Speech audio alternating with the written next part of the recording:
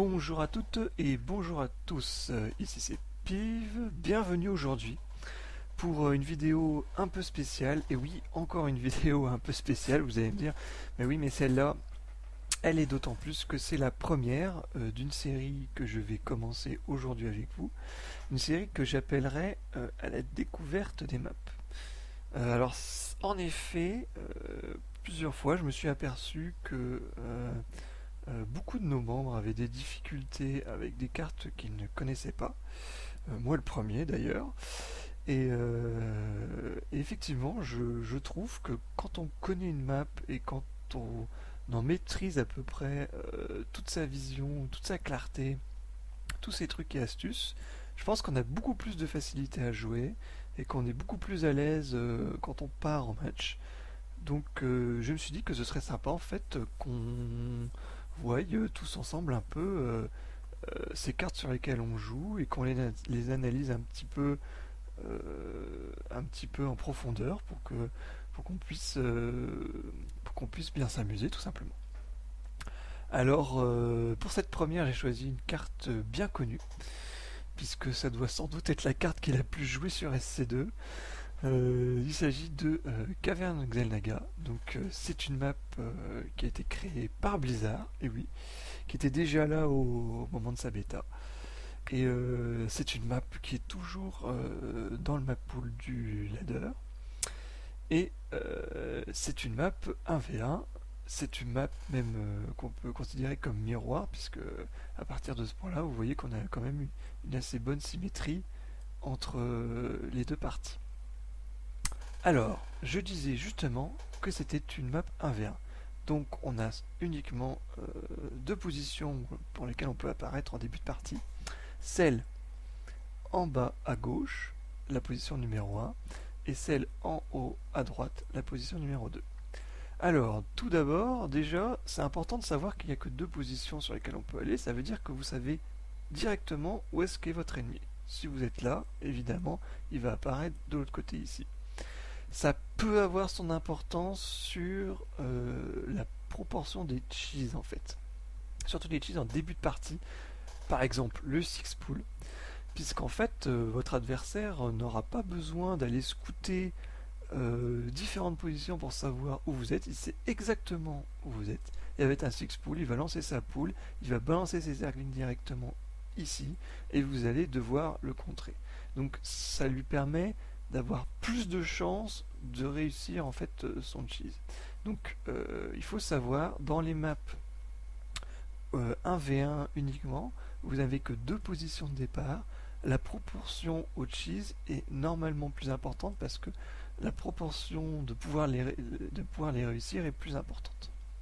Donc ça, il faut toujours l'avoir en tête. C'est une des raisons pour laquelle généralement il faut plutôt scouter tôt dans ce genre de partie et dans ce genre de map. Alors, pour ce qui est donc de la localisation des points de départ, donc en bas à gauche, en haut à droite, on va aller sur la position numéro 1. On va faire comme si on spawnait sur cette position-là. Donc, qu'est-ce qu'il y a à savoir sur cette position? Déjà, cette position de B1, elle est plutôt safe, on va dire. Vous êtes sur un plateau qui est assez large, le seul accès à votre base, c'est une pente ici qui est de 4 carrés, donc assez facilement défendable. Si vous êtes Terran, si vous êtes Protoss, vous pouvez waller facilement. Si vous êtes Zerg, la question se pose pas trop évidemment, parce qu'on ne peut pas waller à cause du mucus, mais disons quand même que vous pouvez réussir à contrer pas mal de choses, par exemple en plaçant des aiguillons ici, en tapant au-delà de la pente, et en bouchant par exemple avec 3 ou 4 cafards, ou avec 2 rennes, pour faire attention par exemple aux ailions flammes bleues qui pourraient rentrer dans vos bases. Donc vous avez la B1 ici, et directement en dessous de votre pente, vous avez la B2. Donc c'est assez logique, vous pouvez prendre rapidement la B2 à ce niveau-là, c'est très intuitif, donc il n'y a pas de souci, la B2 elle est là. Alors cette B2, elle est facile à prendre, elle est plus difficile à sauvegarder, puisqu'en fait, vous voyez qu'elle est quand même assez ouverte. Il y a 4 chemins pour pouvoir y accéder. Un chemin ici en haut, un autre ici en haut, un autre sur le côté en détruisant les rochers destructibles ici, et un autre, on va dire, par derrière, avec un chemin d'accès ici qui est derrière les fourrés qui sont là, où on ne peut pas voir les unités qui sont ici, qui ça vous cache la vision. Donc une B2 plutôt facile à prendre, mais plutôt assez compliqué à sauvegarder. Mais bon, il y a quand même quelques boulets d'étranglement. On verra tout à l'heure dans les prises de fight comment est-ce qu'on peut se déjouer de ça. Ensuite, on va dézoomer un petit peu. Ensuite, le choix s'offre à vous. Vous avez le choix donc entre deux possibilités. Soit prendre une B3 un peu plus safe ici, avec du minerai normal, ou une B3 Gold ici, en détruisant les rochers destructibles qui sont là, mais qui sera un peu plus proche, on va dire, du front de bataille qui normalement doit se situer à peu près ici au milieu de la carte. Donc voilà, donc une B3 Gold ou une B3 normale, et ensuite vous pouvez accéder, alors ça c'est à votre choix, soit sur une B4 ici, parce que certains joueurs aiment bien aller dans le prolongement, voilà, donc B1, B2, B3, B4, voilà, ou une B4 ici, qui est peut-être que moi je préfère particulièrement, mais bon ça après c'est chacun son choix, parce que la pente arrive directement chez vous, c'est un peu plus facile, plutôt que évidemment il y a cette pente là qui arrive ici, mais bon, comme généralement votre armée est placée ici, la faire passer par ici pour cette pente là, bon, après elle est quand même assez éloignée de votre base, euh, donc c'est surtout une base qui se prend vers la fin du jeu, principalement. Ou alors vous pouvez la prendre en début de game parce que justement, comme on va le voir au niveau de la visibilité, cette base-là, elle est plutôt cachée, donc vous pouvez la prendre par exemple pour surprendre votre adversaire, puisque on n'a pas véritablement le réflexe, surtout à notre niveau, d'aller checker les bases qui sont vraiment dans le coin et qui ne sont pas au niveau des passages d'attaque. Voilà, donc maintenant qu'on a vu la point de départ et comment on prend les bases en carte, on pourrait prendre les bases, on va se concentrer sur tout ce qui est visibilité et scouting. Alors, tout d'abord les toits Xenaga. Sur cette carte, il y en a deux, une ici et une ici. Et prendre est extrêmement important parce qu'elle vous offre une grande possibilité de vision à peu près comme ceci. Vous voyez, ou à peu près comme ceci. Normalement, vous devez voir mon curseur qui bouge avec un carré. Donc ça vous donne une vision quasiment totale du centre, ici, et une assez grande vision ici au niveau des passages d'attaque secondaire, comme j'expliquerai tout à l'heure. Donc c'est vraiment important, ça vous permet vraiment de pouvoir voir quasiment tous les chemins d'attaque par lesquels votre adversaire pourra passer, et donc de voir venir et de pouvoir vous préparer à la bataille. Donc ces deux tours Xenaga, elles sont vraiment primordiales sur cette carte. Ensuite, on va aller dans notre B1 et on va parler ce que j'appelle moi des angles morts.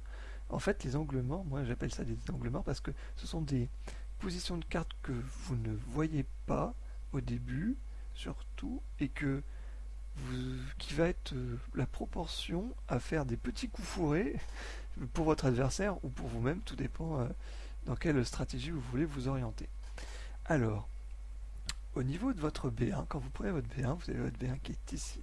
Vous avez un angle mort qui se situe à peu près ici. Vous voyez, vous ne voyez pas ce qui se passe ici sur le plateau de votre base. Ça, c'est très important, car par exemple, si vous jouez contre un Protoss, s'il arrive à faire monter sa prop par la pente qui est ici, il peut essayer de vous cacher un pylône ici et vous faire par exemple 2 proxy gates pour aller envoyer du diode très rapidement, ou même carrément une attaque au photon cannon, et là si vous ne le voyez pas, ça peut faire extrêmement mal, ça peut vous coûter la partie. Il peut également par exemple mettre un pylône ici et warper directement ces unités ici quand il aura la vision, et ça va directement de votre base et ça peut faire très très mal. Surtout pour les terrains qui ont besoin de voler qui basent leur stratégie de défense sur un wall, le contournement du wall il peut se faire ici.